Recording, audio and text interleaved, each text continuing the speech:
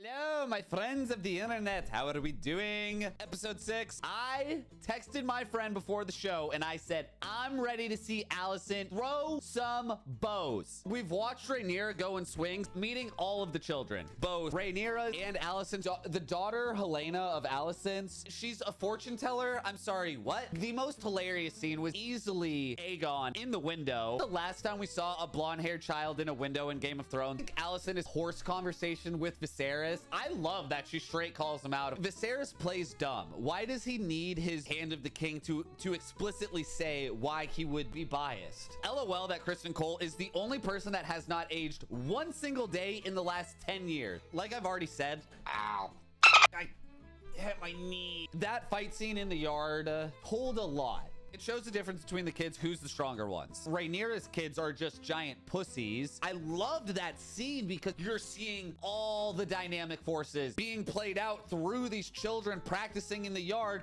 and Viserys is just blind as a freaking bat, dude. It was just so unreasonably stupid that Harwin Strong punches him. Like they said in the show, that was an admission of guilt that those are his kids. Segueing into the like small council scene, she makes that proposition to Alicent. I read so much online. Everyone's being like, Alicent's a B. Alicent sucks. She's gonna be worse than Cersei. Wait, dude. I love Rhaenyra. You guys have heard me for the past 5 episodes. I think Alicent is completely in the right here. For one, those aren't her true-born children. Okay, they are technically bastards. The whole precedent of succession for the throne, the king does not get to decide that. Only in like very rare circumstances, if there is not a male heir. That's why they called the Great Council with Jaehaerys. If the whole entire population and culture doesn't agree with it, then like I'm sorry, you can't go with it. It's almost like a democracy. Almost. For Alicent to sit there and say, we'll consider your offer, she was completely right. I wouldn't take that offer either. Rhaenyra, smart as hell. Go ahead, you get to have all the power, and then my child gets to be born to your illegitimate heir. GTFO.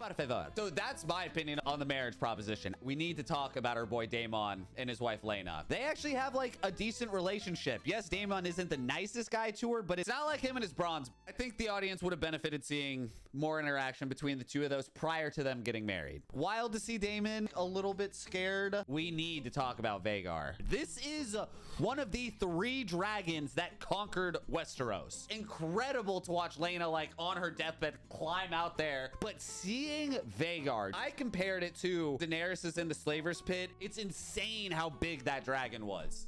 Wonder who will ride him next. Wrapping the bow and tying it tight. Daemon is going back to Westeros. He's got to take those kids back. They're going back to Driftmark. Rhaenyra is out of King's Landing, is going to Dragonstone. Guess what? 2 locations aren't that far from each other. You're so smart. Good job. How do we encapsulate the end of this episode? The war has begun. I'm excited to see more of the kids in the next episode. For the Strongs to end like they did, Lair is strong. Him and Alicent are best buddies. Sure, cool, whatever. I get why he took out his brother. I don't understand why he took out his father. I do understand it. It's that whole monologue. The ally that we would have wanted the most, the Strongs, is just peace, dude. That's unfortunate, but it is what it is. It's about to go down. This next episode's gonna be insane. I'm calling it now. This was a little bit more of a serious video. I hope you enjoyed. I'll see you next week for episode 7. Thank you for joining. Until then, ta-ta for now. Bye.